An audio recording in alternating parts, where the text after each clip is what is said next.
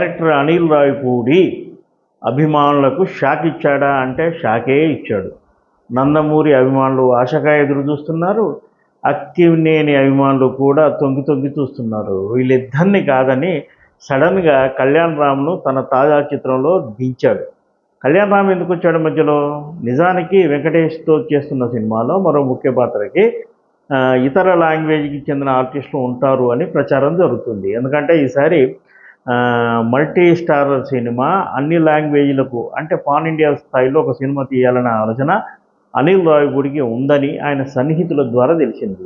మరి pan India అంటే ఒక తెలుగు హీరో కాంబినేషన్లో మరో తమిళ, కన్నడ ఇక్కడి నుంచే ఒక హీరోని తీసుకొచ్చి పెట్టాలి.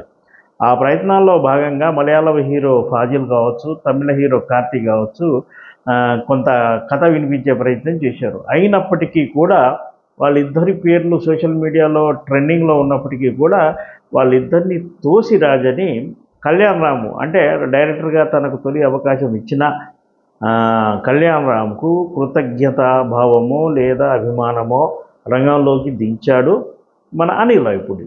దీనికి కారణం ఏంటి అంటే వెంకటేష్ పారితోషికం ఒక సినిమాకు కనీసం 20 కోట్లు కూడా మించదు. కానీ ఇక్కడ ఫాజల్ కానీ కార్తీక్ కానీ అంతకంటే ఎక్కువ అడుగుతున్నారు. అంటే ప్రధాన హీరో క్యారెక్టర్ కంటే సైడ్ క్యారెక్టర్ లేదా మరొక ముఖ్య క్యారెక్టర్ చేస్తున్న వాడికి ఎక్కువ పారితోషికం ఇస్తే లేనిపోని పంచాయతీ అవుతుంది.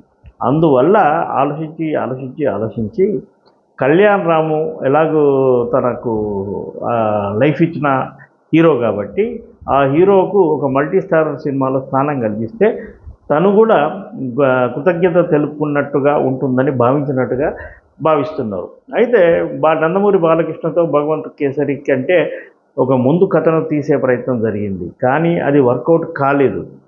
అయితే ప్రస్తుతానికి వర్కౌట్ కాకుండా భవిష్యత్తులో వర్కౌట్ కావచ్చు. ఏది ఏమైనప్పటికీ ఇండస్ట్రీతో పాటుగా ఆడియన్స్ కూడా తన వైపు తిప్పుకునేలా అనిల్ రావిపూడి మరో ప్రయత్నం చేస్తున్నాడని భావించవచ్చు.